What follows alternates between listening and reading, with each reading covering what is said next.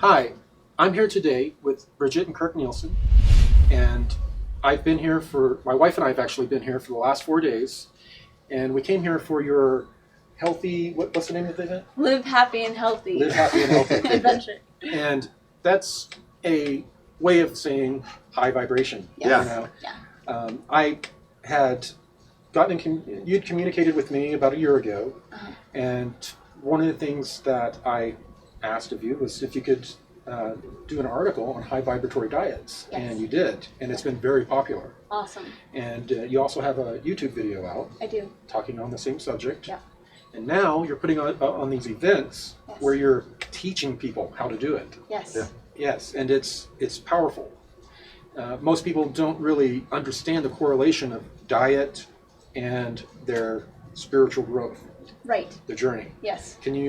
Do you have any ideas on the importance? So yes, a high vibrational diet is so key because the idea is in this like spiritual journey, like ascension, waking up, being kinder.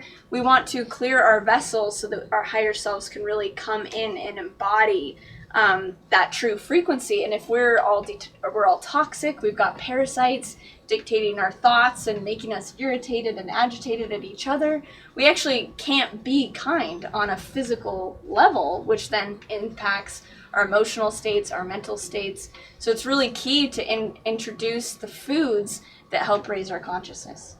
Very good. Yes. Now, is it possible to have a high vibrational diet while still eating meat, in your opinion? I think that there is a transition, and I think that depending on your circumstance, depending on where you're living, meat might still be applicable for you. And there's other things you can transition, maybe even before the meat, like going organic, doing cleanses, introducing more fruits and vegetables and living foods, like while you're still eating meat. So I think that you can do that.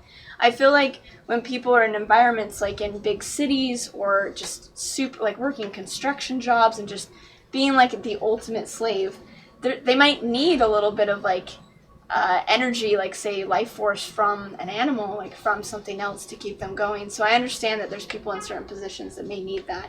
So there's ways of really doing it nicer and kinder to ourselves that's going to actually have a higher vibrational impact on ourselves, but also for the planet, because the biggest pollutant on the planet is cattle. And we were all talking about that this morning and everyone knew it. And that might come as a shock, but it's like, wow, there's more cattle on Earth than people. Yeah.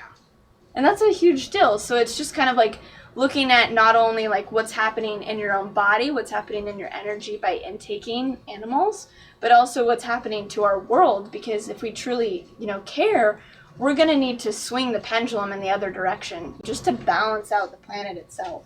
Yeah, and someone in this group made a observation that I thought was very interesting. Yeah. The way we're treating animals, raising them in these horrible conditions and then slaughtering them and then consuming them. A lot of us, don't really see a problem with that because we see them as a lower species. Right. Well, guess what? Some of these negative ETs see us as. And could it be... That's an interesting point. Could it be some sort of a karmic kind of relationship? Yeah. Right. How can we expect the ETs to treat, we're sovereign humans. How could you, how dare you, Yeah. Well, we're doing the same thing to not only animals, but the planet that we're supposed to be guardians of. Yes.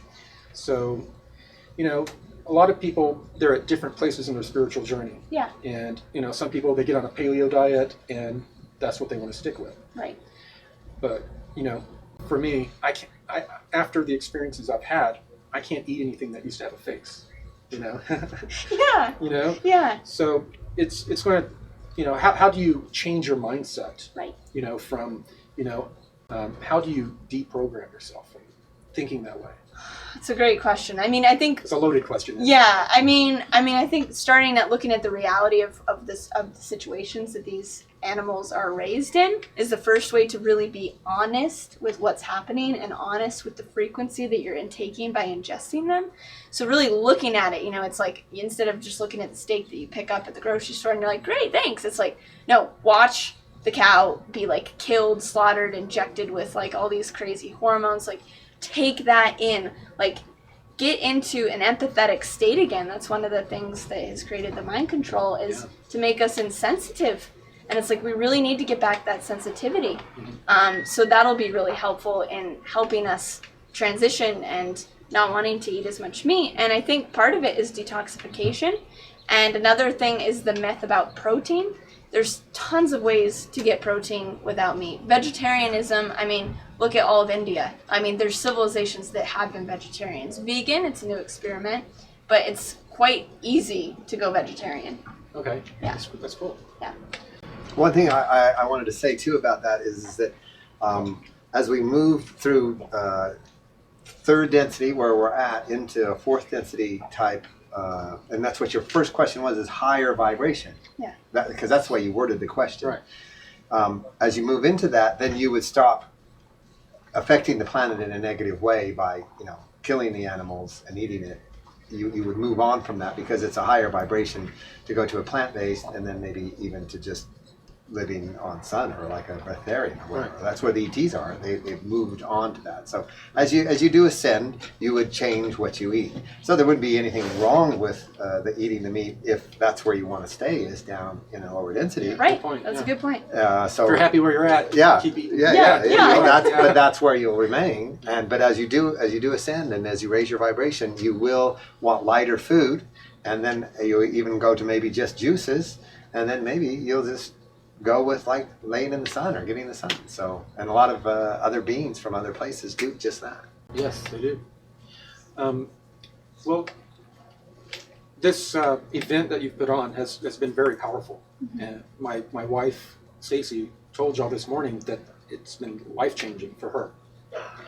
There are probably people out there that are wondering, how can I have the same experience? Yeah. Are you going to have these types of things in the future, or are you going to do videos on this kind of stuff in the future? Yes, we'll continue to be having these kinds of events. We'll have the food-oriented events where you can learn how to actually make these high vibrational foods.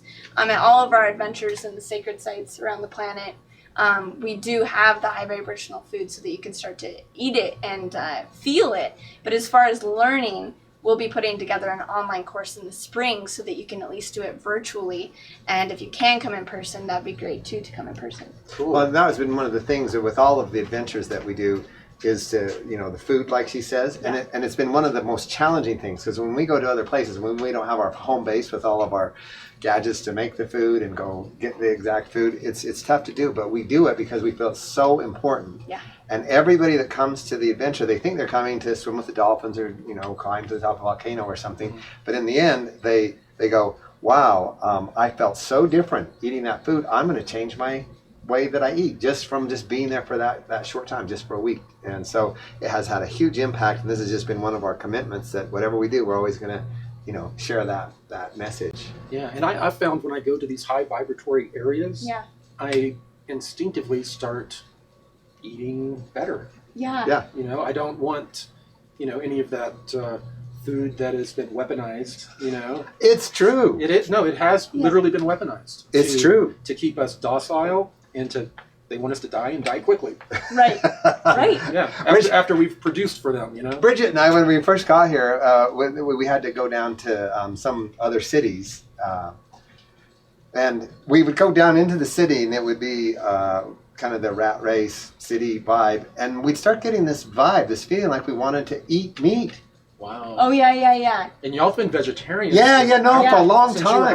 how old? Since I was like 2. Wow. Yeah, it was like there was a psychic field that, like, you get in it, and all of a sudden you start getting bombarded with this thing. And we drive by, like a hamburger place, and that kind of smells good. Yeah. We would never consider that. Yeah. It was almost like some kind of mind control I want thing. real chocolate milk. Yeah. Like, I want like some kind of like meat or something. Yeah. It's like, I don't even know what that is. It wasn't even part of it, and then we would go into that field, and then that would become part of it. So it's really weird. Yeah, because you've been a vegetarian since you cut your teeth. Yeah. It's true. And it's interesting too, because a lot of spiritual events, I've been to certain other people's retreats, and they don't focus on the food at all.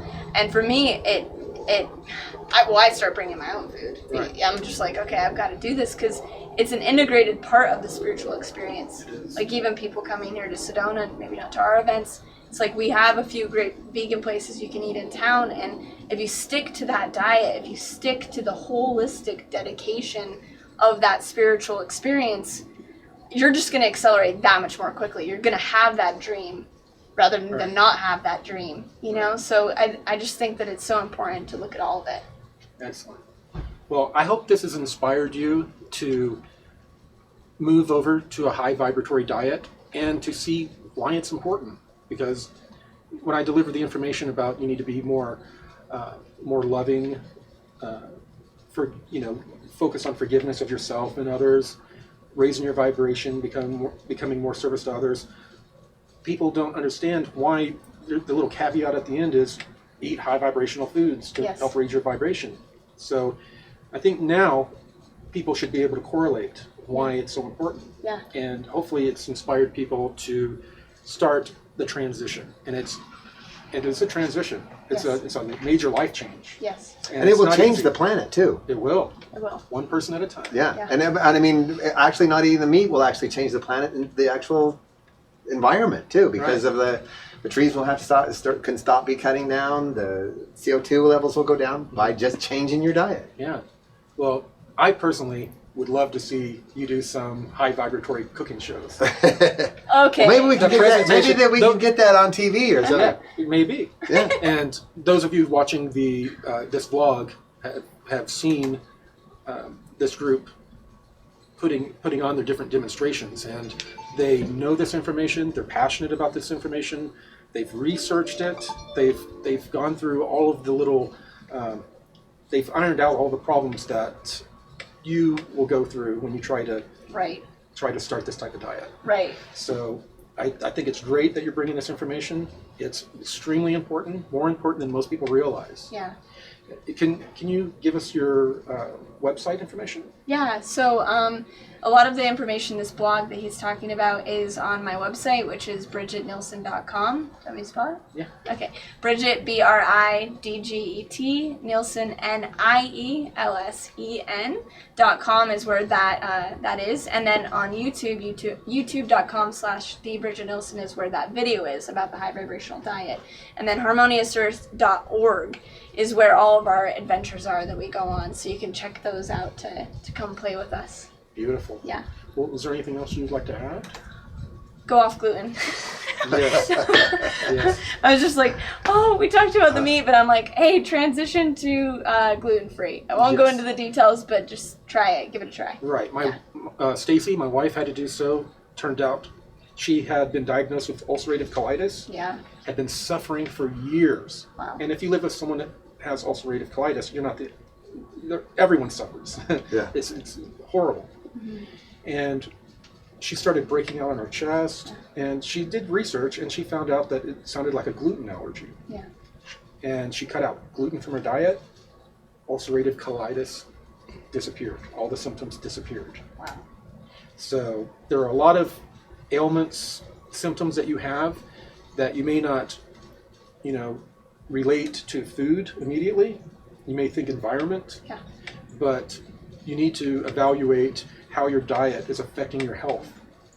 And emotional states. And emotional states. Yeah, mental states, emotional states. And think of it this way. It's like right now we are kind of programmed just to kind of wake up, be exhausted, chug the coffee, like whittle to work. And it's like, that's not who we are. We're meant to live hundreds of years. We're meant to beam. We're meant to just completely live our gift, create, express. Like, that's really where humans are meant to be at. So think of like kind of the beacon to shoot for as ultimate vitality and like ultimate health, ultimate love, and all the things that incorporates. So just set that as your intention, and then the information and things you need to do will just really come to you. Awesome. Yeah. Well, I can't think of a better way to end it. Yeah. Yeah. And please, if you see below, there'll be a link to her sites, and subscribe to her YouTube channel. She's got a lot of wonderful videos that I think you'll enjoy and are very informative. So I appreciate both of y'all for having us out here. That you had invited me out before, and everything happened to prevent me from coming here. Yeah. And I wish I had been able to come here before now. Aww. This has been a beautiful experience for Stacy and I, and awesome. I hope that others out there are able to have a similar experience with y'all in the future. Awesome. Thank you. Thank you so much for coming, Corey. Thank you. Thank you. Thanks.